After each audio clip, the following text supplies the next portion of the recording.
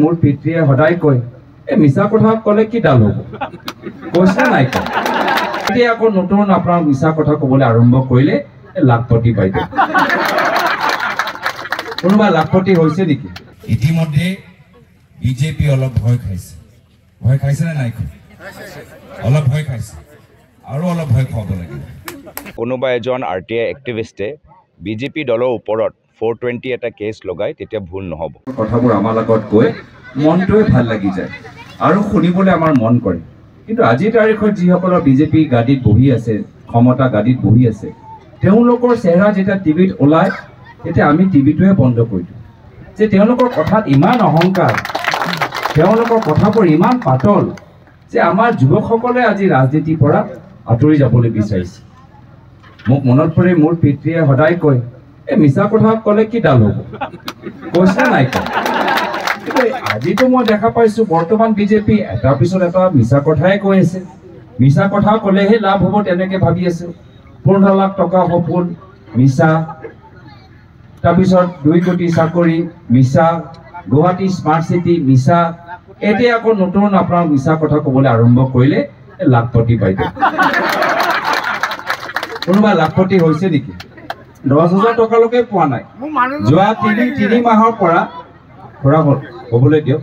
যোৱা 3 মাহৰ পৰা আমাক শুনাই আছে লাখপতি বাইদেউ লাখপতি বাইদেউ লাখপতি বাইদেউ আমাৰ মহিলাবোৰে ফৰ্ম লিখিয়ে আছে সভালে গৈ আছে ভাবিছে আজি হ'ম কাইলৈ হ'ম পৰহি হ'ম তাৰপিছত কি কয় কি হ'ল লাখপতি বাইদেউ মোৰ ফৰ্মটো এই আপোনাৰ ফটোটো ভালকে ওলোৱা নাই পিছত ক'ব আপোনাৰ স্যাটেলাইটৰ নাম ঘৰৰ ফটোটো আমি পোৱা নাই পিছত ক'ব যে আপোনালোকৰ নামটোৱে ভালকে শুদ্ধ আপোনালোকে কৰা নাই এনেকুৱা এটা পৰিৱেশ এতিয়া আকৌ নতুন মিছা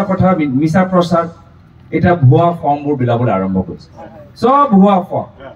মানে মই আঁচনি নামটোৱে ল'বলৈ নিবিচাৰো কি আঁচনি এটা চৰকাৰী আঁচনি হয় আঁচনি এটা আঁচনি যেতিয়া ফৰ্মবোৰ বিলোৱা যায় তেতিয়া চৰকাৰৰ এটা মোহৰ তাত থাকে এইখিনি ভুৱা ফৰ্ম ইয়াত কোনো আঁচনিও নাম লৈ একো লাভ নাই ইতিমধ্যে বিজেপি অলপ ভয় খাইছে না নাই অলপ ভয় খাইছে আৰু অলপ ভয় খাব লাগিব আৰু অলপ তেওঁলোকে যিদৰে আমাৰ অসমৰ ৰাইজৰ ওপৰত হেঁচা প্ৰয়োগ কৰিছে যি অত্যাচাৰ প্ৰয়োগ কৰিছে তাৰ বিপৰীতে অসমৰ ৰাইজ সোণাৰী অঞ্চলৰ ৰাইজ একগোট হৈ আৰু অলপ তেখেতক ভয় খুৱাব লাগিব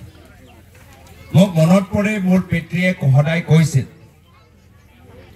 যে মিছা কথা ক'লে কি ডাল হ'ব কৈছেনে নাই কোৱা এতিয়া ইয়াত দেখা পাইছো যে ভাৰতীয় জনতা পাৰ্টি দলে এতিয়া মিছা কথা ক'লেহে ৰাজনৈতিক লাভ দেখা পাইছে তাৰ উদাহৰণ হ'ল এই ভুৱা ফৰ্ম বিলাবলৈ আৰম্ভ কৰিছে ভোট ল'বলৈ এই ভুৱা ফৰ্মৰ কোনো মূল্য নাই চৰকাৰী আঁচনি এটা চৰকাৰী ফৰ্ম জৰিয়তে বিলোৱা যায় তাত ৰাজ্য চৰকাৰৰ চিন এটা থাকে মোহৰ থাকে আৰু আপোনালোকে মুখে আৰু ভালদৰে জানে কি যেতিয়া এটা চৰকাৰী আঁচনি